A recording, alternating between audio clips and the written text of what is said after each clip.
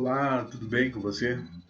Hoje eu quero refletir com você no texto de Mateus, no capítulo 8, e o versículo 1 até o 3.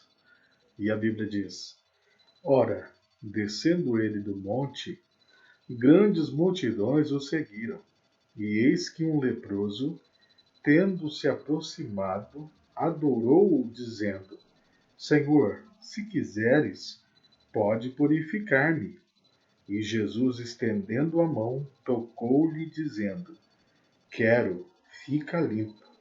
E imediatamente ele ficou limpo da sua lepra. Aqui nós encontramos Jesus sendo mais uma vez misericordioso com alguém que tinha uma doença terrível. Na época de Jesus, a lepra ela era considerada uma doença castigo de Deus. As pessoas julgavam o leproso e achavam que Deus estava castigando ele porque ele agora estava com essa doença devido a algum pecado que ele tinha cometido. E era uma situação muito delicada, porque o leproso, depois que ele era diagnosticado com lepra pelo sacerdote, ele deveria ser expulso. Então ele tinha que ir para o Vale dos Leprosos e ele perdia a família, ele perdia o emprego, ele perdia a dignidade, ele perdia a vida.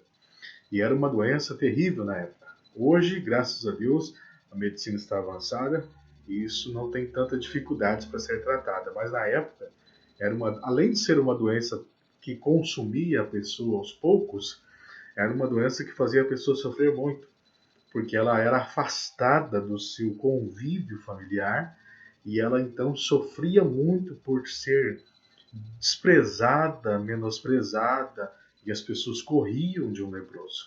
Então, ter lepra na época de Jesus era algo muito triste, era muito difícil. Ter lepra na época de Jesus, nos tempos bíblicos, era algo que, além de ser sofrido, também tinha que enfrentar o preconceito das pessoas, porque um leproso ele era visto como alguém que estava cheio de imundícia, alguém que estava contaminado pelo pecado e estava sendo condenado por Deus por isso. E esse homem, a Bíblia diz que ele ouviu falar de Jesus, ouviu falar que Jesus era diferente, porque os líderes da igreja judaica, eles se afastavam dos leprosos. E eles resolviam o problema deles. Eles não queriam que os leprosos ficassem entre eles. Mas os leprosos então eram afastados. Agora Jesus ele era um líder diferente, porque ele se preocupava com a dor das pessoas e começou a dar esperança a quem não tinha esperança. Começou a trazer um raio de luz na vida daqueles que já estavam entregues à morte. E esse leproso, é interessante a maneira como ele se dirige a Jesus. A Bíblia diz que o primeiro ato dele foi adorar. Ele chegou e se ajoelhou reconhecendo que Jesus era Deus. Se ajoelhou reconhecendo que Jesus de fato era o Deus encarnado que estava nessa terra, o Messias, o prometido de Deus. E o segundo ato dele foi dizer para Jesus uma coisa muito importante que toca ao nosso coração. Porque o leproso ele não pediu para Jesus.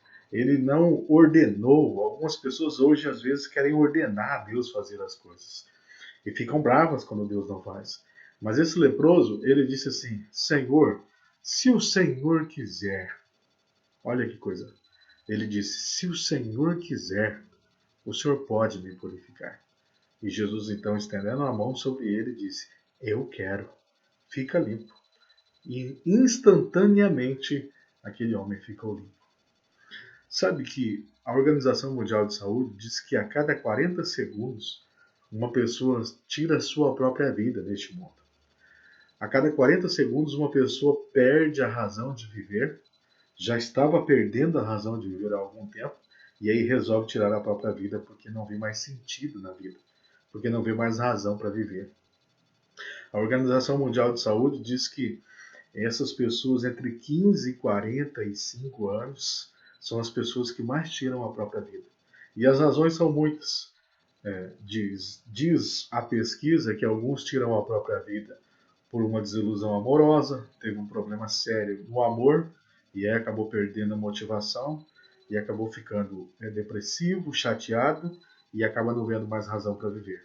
Outros são por causa do desemprego, não conseguem trabalho digno para sustentar a sua família e sustentar a si próprio, e aí não começa a viver uma vida indigna, não tem suporte para isso e acaba tirando a sua própria vida.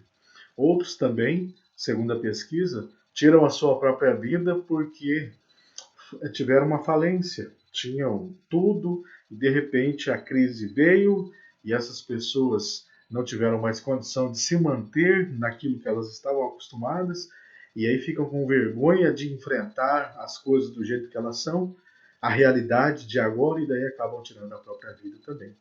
E outros, inúmeros casos de pessoas que perderam a confiança nas pessoas, não acredita mais em ninguém, não vê razão para viver e acredita que a única solução para ela é morrer, porque ela acredita que vai fugir de tudo isso se ela tirar a sua própria vida. E eu quero chamar a sua atenção agora para algo muito importante. Quando aquele leproso chegou em Jesus e disse: Senhor, se quiseres, o Senhor pode me purificar? É exatamente o que eu e você precisamos fazer. Talvez eu estou falando com alguém agora que tem pensado em tirar a sua própria vida. Talvez eu estou falando com alguém agora que não vê mais razão para viver. Assim como aquele leproso estava longe de tudo que ele mais gostava e mais amava na vida. Mas ele lembrou de Jesus e fez duas coisas. Primeiro, ele buscou a Jesus. Segundo, ele disse para Jesus, abriu o coração e disse: olha, eu sei que se o Senhor quiser, o Senhor pode todas as coisas. Então, se o Senhor tão somente quiser, o Senhor pode me curar. E Jesus então olhou para aquele homem com um olhar compassivo, um olhar de misericórdia e curou aquele homem. E eu quero dizer para você que você pode também alcançar a cura espiritual.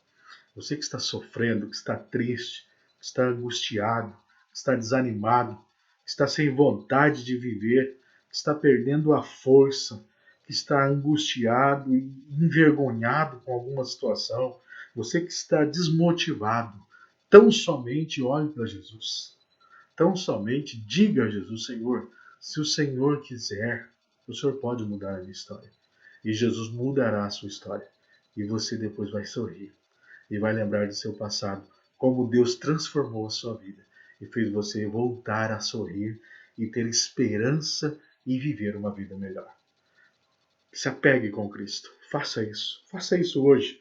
Feche a porta do seu quarto, ajoelhe-se aos pés de Jesus e você vai ter uma resposta positiva desse Deus, que Hebreus 13:8 diz que é o mesmo ontem, hoje e será eternamente.